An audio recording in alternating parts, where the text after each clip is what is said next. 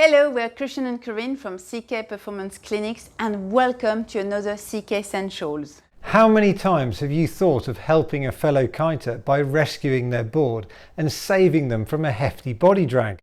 Only problem, you don't know how. You give it a go, the board slips off your knees, drops onto your feet and you crash your kite. At the very best, you drift it downwind at a snail's pace. There are many ways to carry a board, which involve steering the kite with one hand or looping it. Easier said than done. In this episode, we're going to give you a simple and effective method to carry a board safely and securely.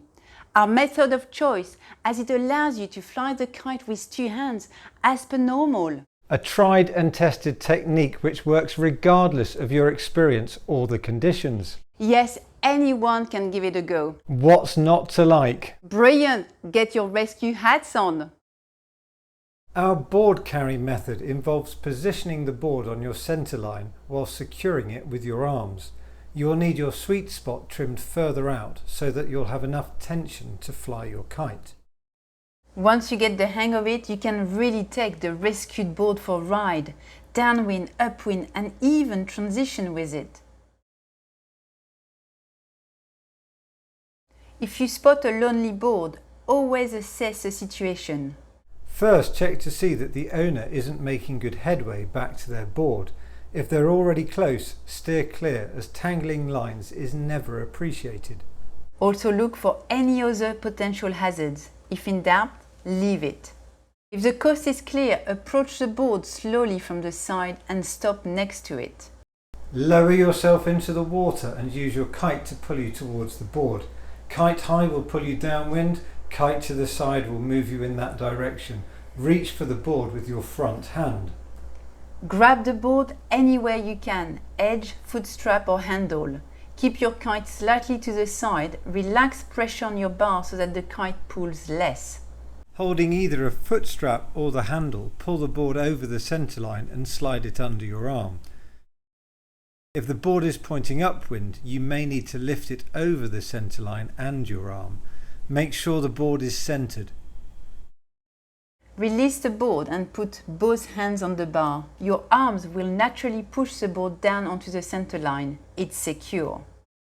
If you've been riding with your sweet spot close to you, you'll want to trim it out. In old money, power up, so that your sweet spot is above the board. This will allow you to ride and steer with tension on your lines. You can now confidently hold the board in place whilst you would start. If this is your first time, be gentle. Better too little and to have to go again rather than get launched with the extra board in front of you. If you're lacking in power, starting with the kite slightly behind 12 will make it easier. Brilliant! You're now happily riding, and with the board held firmly and naturally in place, you can work the kite and return the board to its rightful owner, whether they're downwind, back at the beach or even upwind. With the bar trimmed out and the board secure, you can turn and transition as normal. If this seems a tad daunting, you can drop into the water and then start again in the opposite direction. Before dropping the board off, let the body dragon know you have their board. A little shout should do the trick. Stay clear and kite downwind. Slow down and lower yourself into the water before sliding their board off your centre line and sailing away. With practice, you should be able to lift the board off whilst riding using the handle or rear foot strap. You can then hold the board in front of you before dropping it into the water. Check out the full article in IK Surf Mag issue 102.